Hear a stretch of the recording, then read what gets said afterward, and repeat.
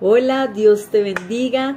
Bienvenido a este discipulado básico para nuevos creyentes, en que algunas clases vamos a tratar temas básicos, temas importantes, temas que todo cristiano debe saber, debe conocer y debe entender conforme a la Escritura para poder vivir esa vida que Dios quiere para su agrado, esa vida que Dios quiere en obediencia, sujeto por supuesto a su palabra. En esta primera clase vamos a tratar un tema muy importante que es el pecado, el arrepentimiento y la justificación. Así que yo le invito a que tome su Biblia, que tome su cuaderno de apuntes y que me acompañe en este caminar, en este estudio, en este discipulado. Muy bien, todos en algún momento hemos escuchado hablar de Jesucristo. Sabemos que murió por nuestros pecados, pero ¿por qué murió? ¿Para qué? ¿Qué trajo a la humanidad? ¿En qué me beneficia? Porque muchas de las cosas las sabemos, las decimos, las hacemos por tradición, porque nos las enseñaron nuestros padres, nuestros abuelos, pero no las hacemos por una verdadera revelación escritural de lo que hizo Jesucristo por nosotros. Y ese suceso fue tan importante que marcó un antes y un después, incluso en el tiempo, pues hablamos de antes de Cristo y después de Cristo. Así que vamos a ir un poco al origen, al comienzo. En el principio, Dios puso al hombre como soberano. Le puso sobre la tierra y le entregó, dice la Escritura, que la tierra y su plenitud le fueron entregados y él tenía que señorear y sojuzgar todo lo que había. Y en ese plan original de Dios no había destrucción, no había celos, no había pleitos, no había desastres, no había ruina, no había enfermedad, no había pobreza, no había necesidades, no había escasez. Pero ¿qué pasó? Sabemos que el hombre lo estropeó todo. Y aunque en el jardín del Edén había un árbol, el árbol de la vida, que simbolizaba la vida eterna, Eva fue tentada con el árbol del conocimiento, el otro.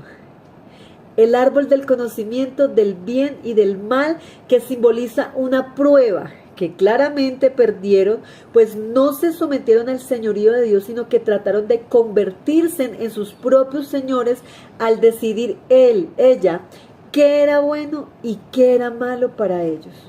Cuando el Señor claramente les había dicho que era malo comer del árbol del conocimiento y que el día que comieran ciertamente morirían. Por esta razón, todos los que comen del árbol de la vida, y el árbol de la vida significa Cristo, vivirán para siempre. Esto lo encontramos en Génesis capítulo 3, versículo 22. Y al final de los tiempos, aquellos que hayan nacido de nuevo en Cristo tendrán el derecho de comer del árbol de la vida. Apocalipsis capítulo 22, versículo 14. Entonces allí en el Edén, con esa desobediencia, el hombre y la mujer entregaron la autoridad a Satanás. Entregaron la autoridad a Satanás. El hombre pecó y entró el efecto, la consecuencia del pecado, la enfermedad, la ruina, la escasez, los celos, la esclavitud, el deterioro de los cuerpos, todo aquello que no es de Dios, que no está dentro del plan de Dios, que no es voluntad de Dios, es consecuencia del pecado. Entonces, estas son las consecuencias que el actuar de Adán trajo a la humanidad. Pero nos muestra la Escritura que en ese mismo huerto Dios hizo una promesa y le dijo a Satanás: un día nacerá uno que te pisará la cabeza.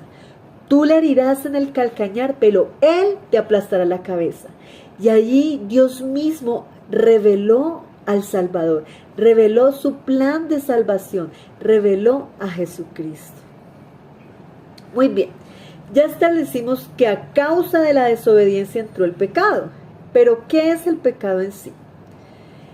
El pecado es cualquier palabra, acción, sentimiento, pensamiento que vaya en contra de las normas de Dios.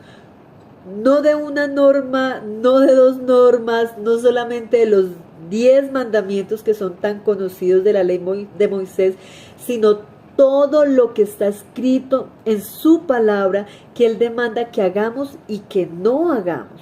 Y todo lo que vaya en contra de lo que Dios demanda en su palabra, desde el Génesis hasta el Apocalipsis, es pecado, es desobediencia. Por favor, ahora la escritura en Primera de Juan, capítulo 3, versículo 4. Dice la palabra: todo aquel que comete pecado infringe también la ley de Dios, pues el pecado es vivir contra la ley de Dios.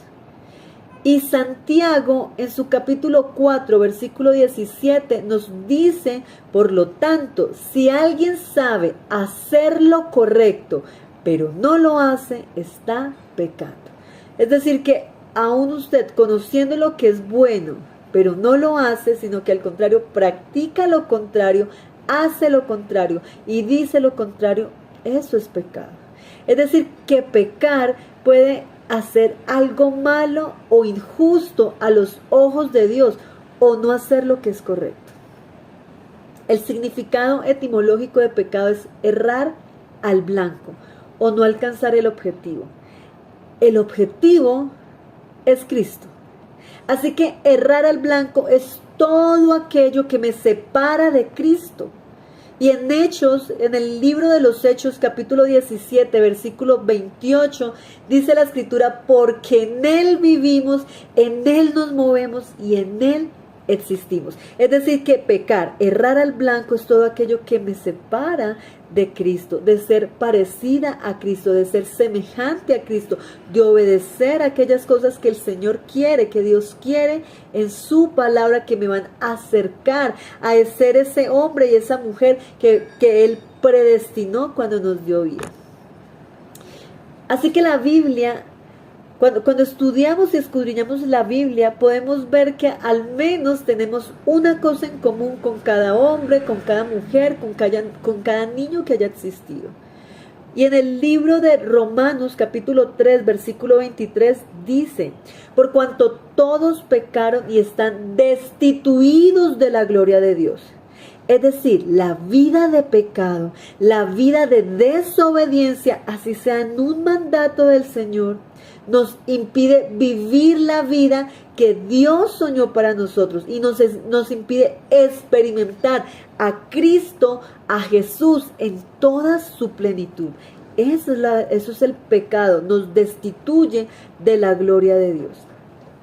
También encontramos que al ser pecadores, automáticamente nos ganamos un premio. Cuando somos pecadores, nos ganamos la pena de muerte. Romanos 6:23 me dice: porque la paga del pecado es muerte. Y Romanos capítulo 5, versículo 12 dice: por tanto, como el pecado entró en el mundo por un hombre, y con el pecado la muerte, así la muerte pasó a todos los hombres, por cuanto todos pecaron. Es decir, todos somos pecadores y a causa de ese pecado estamos destituidos de la gloria de Dios y nos ganamos la muerte. Pero hay 3 tipos de muerte. Encontramos la muerte física, que es la separación del espíritu, de nuestro espíritu con el cuerpo mortal. Cuando nuestro cuerpo de carne deja de funcionar. Esa es la muerte física.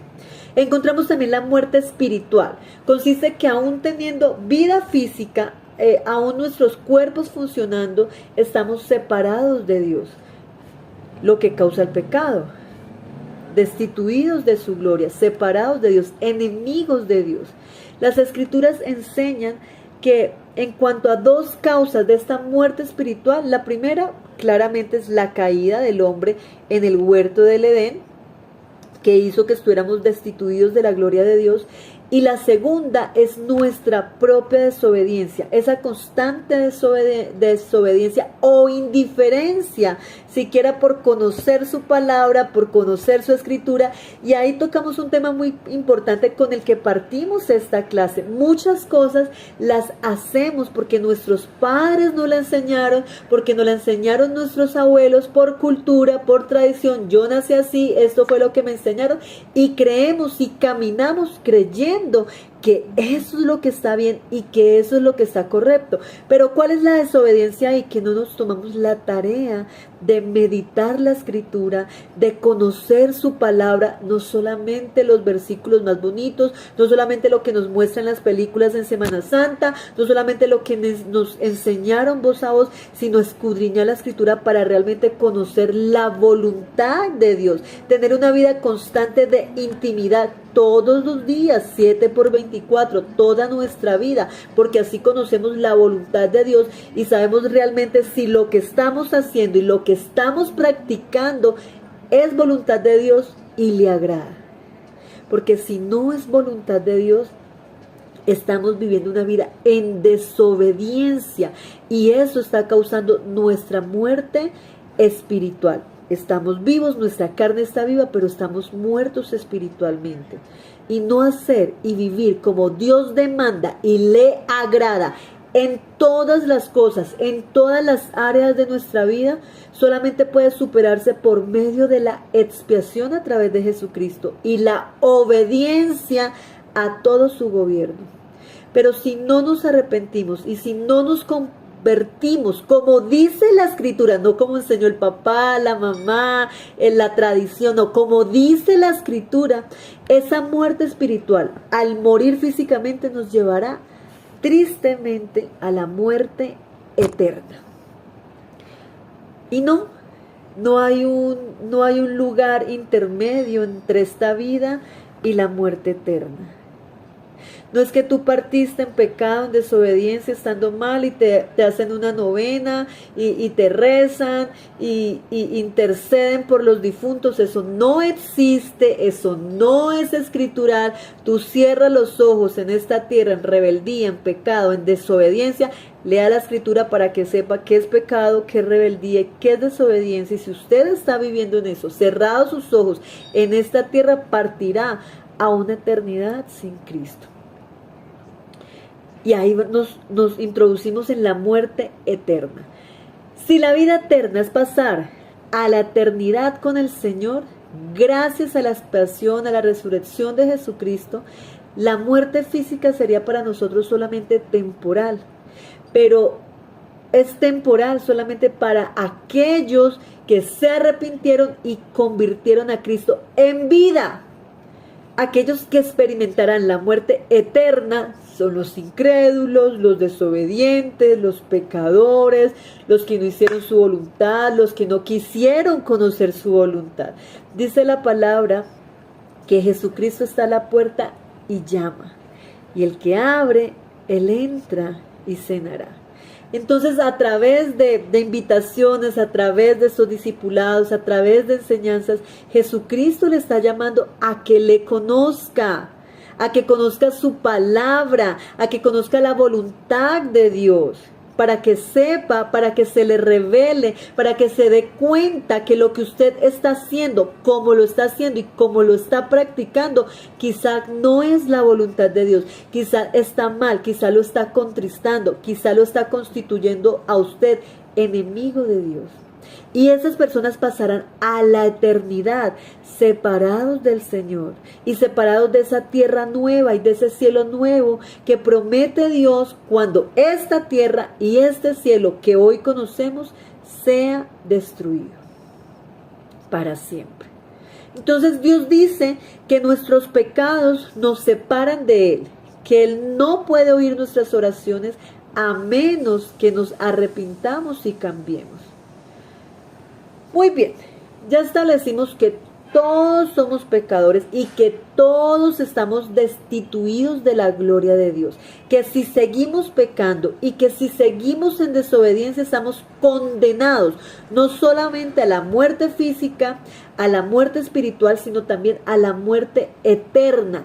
Y la Biblia describe la muerte eterna como un lugar de fuego que nunca se apaga y donde el gusano no muere. Y además destituidos de estar con el Señor, con Jesús, aquel que lo entregó todo por nosotros, y que en esta tierra, que en esta vida, que estamos en el periodo de la gracia, del regalo inmerecido que es la salvación, nos está dando la oportunidad de ganarnos esa vida eterna. Pero si no lo hacemos, estamos condenados a la muerte. Si usted no está viviendo una vida en constante rendición, si usted no conoce la Escritura, o si aún conociéndola, hay algún área de su vida que no está rendida a Dios, en que usted está fallando, en la que está pecando, en la que no le estás desobedeciendo y que no se parece a Jesucristo en esa área de su vida, estamos condenados a muerte eterna. Pero hay un plan de salvación.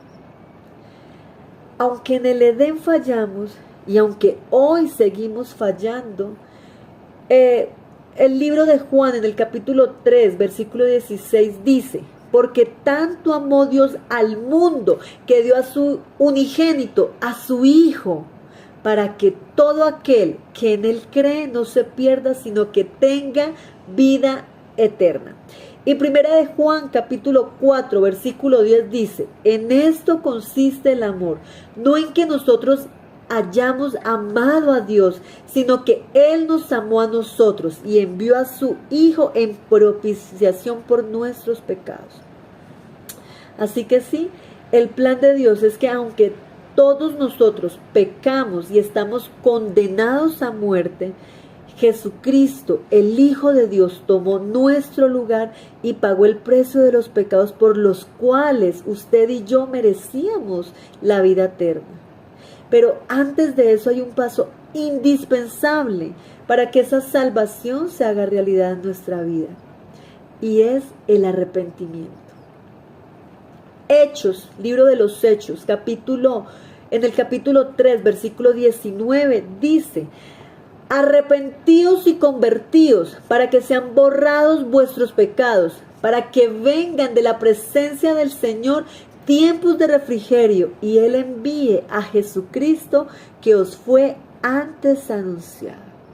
En este momento yo les estoy anunciando que hay uno que pagó el precio de sus culpas, y estoy segura que que la mayoría de ustedes creen en Jesús, creen que Él existió, creen que Él murió por los pecados, pero la verdad y la realidad es que nada de esto tendrá un efecto en su vida terrenal y eterna si usted no se arrepiente primero de su manera de vida, de su manera de pensar, de su manera de reaccionar, de sus pecados, de errar en el blanco, de esas actitudes, pensamientos, comportamientos, acciones que le están llevando a no parecerse a Jesús, de vivir a su manera, a la manera que a usted le enseñaron, a la manera que usted cree que está bien, de vivir como quiere. Es decir, que usted cree en Dios y que usted ama a Dios, pero no le obedece en todo. Y su palabra dice que el que lo ama, le obedece. Y el que no le obedece, el que no se ha arrepentido, el que no se convierte a lo que dice la Escritura, no es lo que dijo Pepe, no es lo que dijo Juan, no es lo que dijeron mis papás, que muchas veces desvirtúan lo que realmente está escrito en su palabra. Arrepentidos y convertidos, y sólo así serán borrados nuestros pecados y vendrá a morar en nosotros, dentro de nosotros, el Señor. Así que es el arrepentimiento lo que me da acceso al perdón. Arrepentimiento es ese pesar que una persona siente por algo que ha pensado, por algo que ha hecho, por algo que ha dicho, por algo que ha dejado de hacer. Y no se puede confundir con remordimiento, porque remordimiento es ese sentimiento de culpa que quizá usted le intranquiliza, le oprime, le atormenta, que lo hace y le hace sentir mal, pero que no lo lleva a cambiar de condición, que lo lleva a seguir cometiendo la misma falta. Entonces, el significado original de arrepentimiento en el griego metanoeo significa cambio de mente e implica realmente un cambio. Quien se arrepiente sinceramente, genuinamente, cambia de opinión, cambia de conducta, cambia de actitud, cambia de dirección y se va hacia la dirección contraria a aquello que le está haciendo fallar y ofender a Dios, porque Dios es un Dios de amor, pero Él es fuego consumidor y Él no va a alcahuetear tus pecados, Él no va a ser permisivo con tu manera de vivir si va contrario a su diseño y a su voluntad. Así que para ser perdonados, primero debemos reconocer y confesar que hemos pecado, que hemos fallado, que necesitamos ayuda, que aunque bien nos estamos esforzando por cambiar, pero no lo logramos, necesitamos la ayuda del Espíritu Santo y reconocer a Jesucristo como el único Rey, como el único Salvador. Y ese arrepentimiento va a producir en usted una tristeza que le produce equivocarse. Y es eso lo que lo lleva al arrepentimiento para salvación. Segunda de Corintios, eso lo encontramos en Segunda de Corintios capítulo 7, versículo 10. Así que el arrepentimiento es mucho más que limitarse a reconocer que se ha obrado mal. Es un cambio en la manera de pensar, es un cambio en el corazón y brinda una nueva perspectiva de Dios, una nueva perspectiva de uno mismo y una nueva perspectiva del mundo. E implica apartarse del pecado, apartarse de esos malos comportamientos y volverse a Dios en busca de perdón, en busca de cambio, en busca de agradarle, en busca de obedecerle, aunque muchas de las cosas al iniciar este camino, al dar este paso no las entendemos, nos cuesta, nos duele, pero es tener un corazón dispuesto. ¿Y por qué es conocer o entender a Dios de manera distinta? Porque es que a Dios en el mundo se le conoce como un Dios de amor y Él me entiende y Él conoce mi corazón pero Dios no va a ser permisivo con tu manera de vivir. Y dice la Escritura que el que es amigo del mundo es un sistema diseñado para apartarte de Dios. Entonces la pregunta es, ¿qué te está apartando de Dios? La calle, el pecado, el alcohol, la fornicación, las drogas, la mentira, el chisme. ¿Qué te aparta de Dios? El celular. ¿Qué está ocupando el lugar de Dios?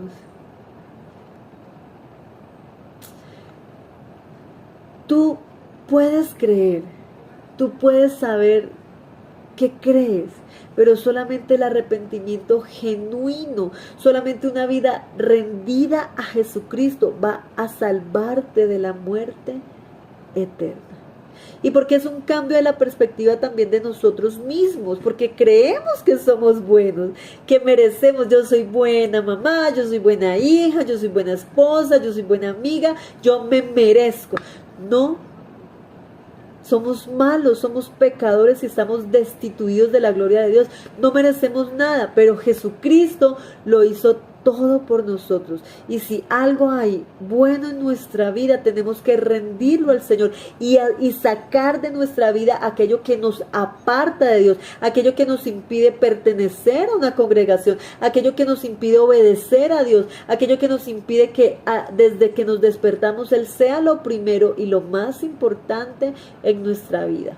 En el libro de Romanos capítulo 10 versículo 10 nos enseña la Escritura que con el corazón se cree para justicia, pero con la boca se confiesa para salvación. Así que es necesario que usted confiese que está arrepentido, que usted haga una oración contrista, una oración humillada, una oración que le lleve a reconocer que usted no es nada, que usted es un pecador, que usted ha vivido su vida como quiere y que necesita de un Salvador, que necesita que Jesucristo le gobierne, que necesita que el Espíritu Santo le enseñe a obedecer. Y cuando hacemos esto, dice la palabra que recibimos perdón y justificación por medio de Jesucristo, porque a causa del pecado estamos perdidos. Pero Lucas en el capítulo 19, en el versículo 10, nos enseña que el Hijo del Hombre vino a buscar y a salvar lo que se había perdido. Usted y yo estamos perdidos completamente, ahora y para la eternidad. Y solamente si nos arrepentimos y confesamos a Jesús como nuestro Señor primero y luego como nuestro Salvador, como el que debe gobernar nuestra vida, solamente así podrá salvarla. Ahora, 1 Corintios en el capítulo 15, versículo 22 dice, porque así como en Adán todos mueren, también en Cristo todos serán vivificados. Como entra el pecado a través de un hombre, a través de Dios, del Señor, de la carne, del verbo hecho carne, que es Jesús, entra la salvación.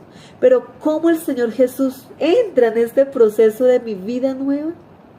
Primero hay que tener claro que todo el Antiguo Testamento es una sombra del Nuevo Testamento. Y cuando Adán y Eva pecaron, Dios mató a los animales para proveerles ropa. Génesis capítulo 3, versículo 21. Caín y Abel ofrecieron sacrificios al Señor. El de Caín no fue aceptado porque trajo fruto, mientras que el de Abel fue aceptado porque fue el primogénito de su rebaño. Génesis capítulo 4, versículo 4 y 5. Entonces, teniendo en cuenta lo que dice Hebreos en el capítulo 9, versículo 22, sin derramamiento de sangre no hay perdón. Debe haber derramamiento de sangre para que haya perdón. Entonces, así podemos entender por qué Dios le ordena a la nación de Israel que realice numerosos sacrificios de acuerdo a los preceptos, a ciertos procedimientos prescritos por Dios. Primero, dice la Escritura que el animal debía de ser perfecto, de ser sin defecto. Y tenían además que ser de cierta categoría de aquellos animales que el Señor había declarado limpios. Esto lo encontramos en Levítico 11. Y también tenían que ser de rebaños domesticados. Levítico capítulo 1, versículo 2. Y cuando era hecho en fe, estos sacrificios proveían o causaban el perdón temporal de los pecados. Aunque era temporal, era una sombra, una prefiguración del sacrificio perfecto que más adelante iba a realizar nuestro Señor Jesucristo. Esto lo encontramos en Levítico capítulo 4, versículo 35 y capítulo 5, versículo 10. Así que a raíz de esto Dios ordena construir un tabernáculo y allí dentro del tabernáculo se encontraba el arca del pacto. El arca del pacto es completamente diferente al arca de Noé. Y esta arca del pacto tipificaba la presencia de Dios. Pero como Dios en toda su gloria, en todo su esplendor, en toda su deidad, no se puede mezclar con nosotros a causa de los pecados con los que Dios no puede tener ninguna relación.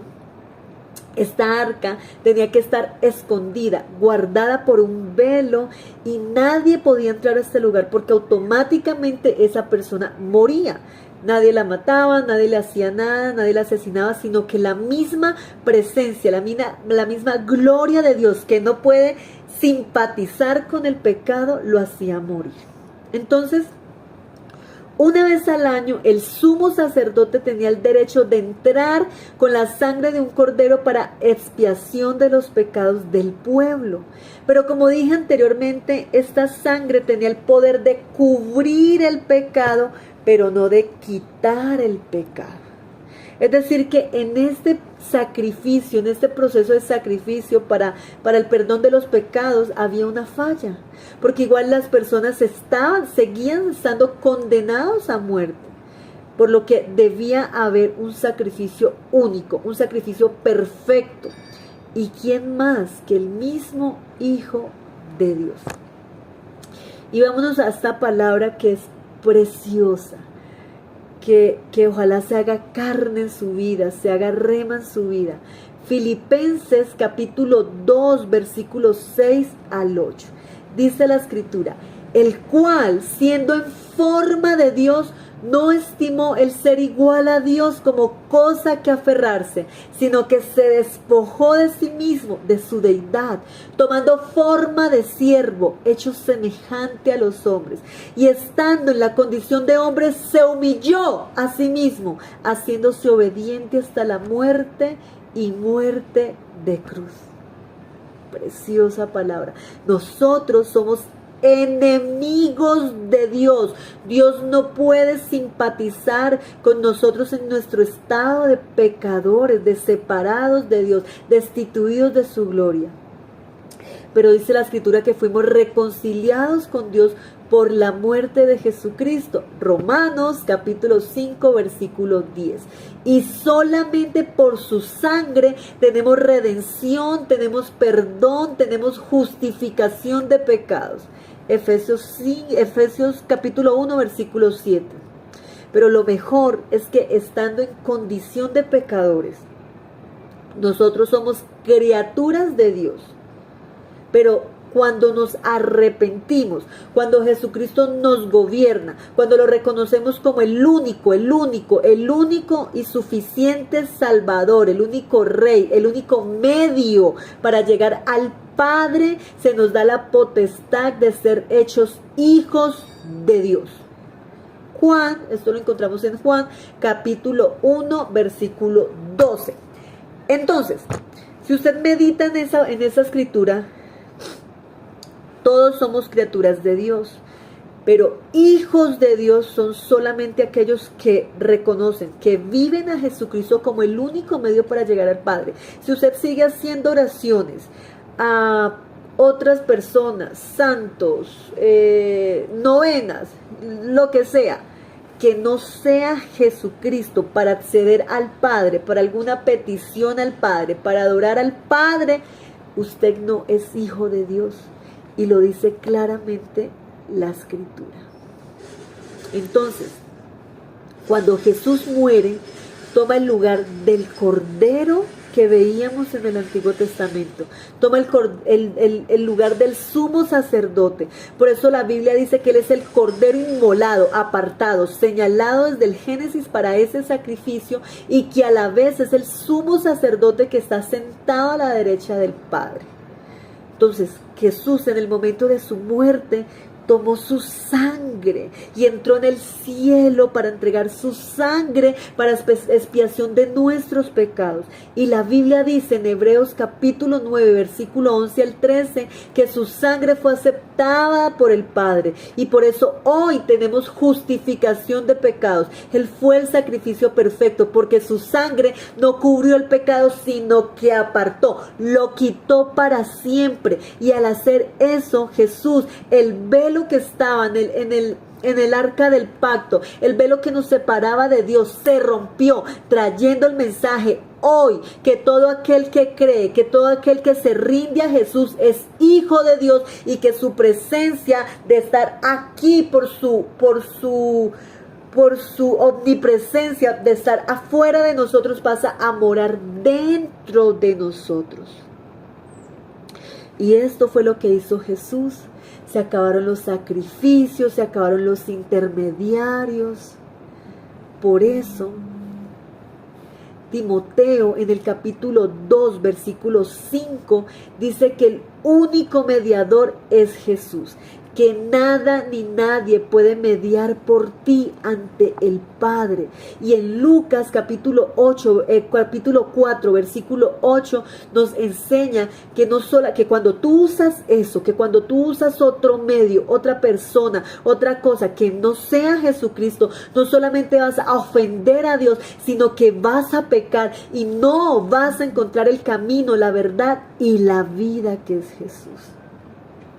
Así que la obra de Jesús se resume en creer en Él, en arrepentirse, en saber que no lo merecíamos, que nosotros no somos buenos, sino que somos pecadores destituidos de la gloria de Dios. Pero por gracia, gracia que es regalo inmerecido, Él lo hizo. Ni siquiera es por tus obras para que no te vanaglories. La salvación nos la da Jesús y nos la da por fe. Ahora, una vez que aceptamos la salvación por la fe, entonces comenzamos a caminar en las obras que Jesús mismo, dice la Escritura, preparó para que nosotros camináramos en ellas. Pero no es al revés, porque las buenas obras son aquellas que están preparadas solamente para los que le entregaron su vida a Jesús y que han entendido que solo Él es quien nos da acceso al Padre. Pero tristemente la gente lo ha querido invertir porque el infierno es un especialista en distorsionar la verdad. Y por eso hay gente que aún sigue dando cantidades de dinero, haciendo cosas buenas o que creen que son buenas. Obras de caridad antes de rendirse completamente a Jesucristo para llegar a la presencia de Dios, calmando una conciencia que se sigue sintiendo vacía por más obras que haga. Y por eso la palabra dice que no hay justo por cuanto todos pecamos. No hay ninguno, ni usted ni yo somos justos porque todos pecamos. Estamos separados, destituidos de la gloria de Dios. Porque en el Edén nosotros pecamos y nuestra desobediencia trajo una división entre el cielo y la tierra, una enemistad entre Dios y nosotros. Y el único que puede hacer de puente, el único camino para que esa relación vuelva es Jesucristo. No son las obras, no son las vírgenes, no son los justos, no son los difuntos, no son las imágenes, ni entregando toda tu herencia, ni entregando todo lo que tienes, ni ofrendando a los pobres, ni dejando toda tu herencia, ni rezando rosarios, ni haciendo novenas, nada, nada, solo Jesucristo. Si tú necesitas algo de Dios, dice la palabra que solamente en el nombre de Jesús, que solamente a través de Jesús, porque esas personas a las que tú le rezas, esas cosas que tú haces que no sea Jesucristo para acceder al Padre, ninguno de ellos murió por ti, ninguno entregó su sangre por ti. Así que cuando usamos otra persona, otra cosa, otro medio para acceder al Padre, para cualquier razón que no sea cualquier razón, y lo hacemos a través de otra cosa que no sea Jesucristo, la Biblia dice que es pisar la sangre de Jesús y negar que solamente Él tiene el poder de llevarte al Padre. Buscar a alguien, otra cosa, un santo, y además que ya murieron, una imagen, una novena, es negar la obra completa, grande y perfecta que hizo Jesucristo. Porque solamente hay un mediador, solamente un camino. Y si tú mueres en esta tierra, si tú cierras tus ojos en esta tierra, sin haberte reconciliado con Dios, sin solamente buscar a Jesucristo, o aún creyendo en Él, sigues usando otros medios para acceder al Padre, la Escritura, que es la palabra de Dios, no el amigo, no el familiar, no lo que me enseñaron, no lo que yo aprendí, no lo que dice la cultura, no, la palabra de Dios dice que vas a pasar una eternidad sin Cristo, perdido en la eternidad, porque solamente se logra la eternidad con el Señor aceptando que eres un pecador, arrepintiéndote, confesando los pecados, reconociendo a Jesús como tu único Señor, como tu único Salvador, como el único medio que te da acceso al Padre, y solamente así vas a empezar a caminar con Jesús. Amén. Bueno, con esta palabra hemos terminado nuestra primer clase, y yo ruego al Señor que a través de su Espíritu Santo te haya ministrado, y que cuando estudies estas citas bíblicas Él te enseñe, te muestre, te revele su palabra. Dice la Escritura, dice la palabra de Dios que conoceréis la verdad y la verdad te hará libre. Y yo declaro en el nombre poderoso de Jesús que empieza esa verdad revelada en tu vida, que empieza esa libertad en tu vida que solamente puedes tener cuando te rindes al único mediador, al único rey, al único que debe gobernarnos, al único camino, Jesús de Nazaret. Bendiciones.